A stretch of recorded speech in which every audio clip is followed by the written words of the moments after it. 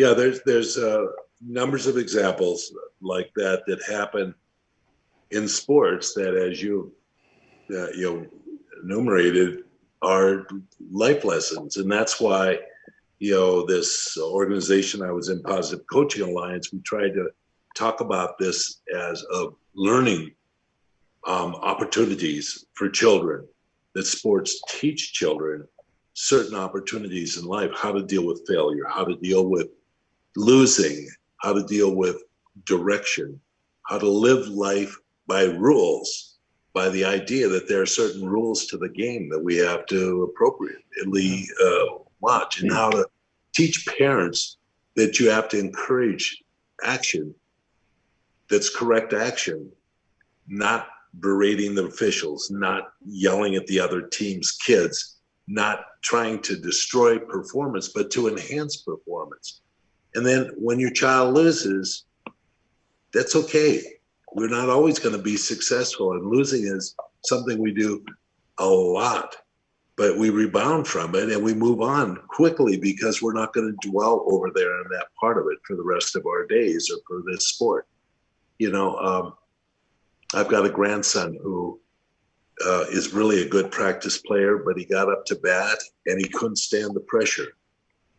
The pressure of all the fans yelling, "Go Eli." He dropped the bat and refused to play because it was too much pressure. I was like, okay, what does that feel like for a kid to feel like he's under that amount of pressure at 7 years of age?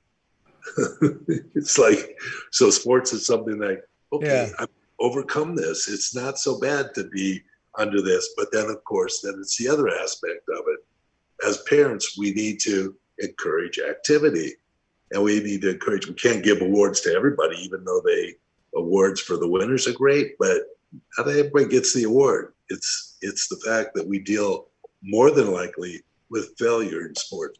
Great batters only make, what, 300? Yeah, most of it's like, 66.666% failure at the That's best. Yeah. Yeah, well, that's another really important point because so many parents vicariously live through their kids' performance and drive it and cause just enormous amounts of damage. Of course, there's the kind of 1% of kids that are just going to be superstars no matter what. But for everybody else, how you actually carry yourself through success and failure, and how you relate to other people who you want to maybe blame for things that arise. These are kind of profound life lessons that are extremely helpful in families, for instance, every single day and every single moment.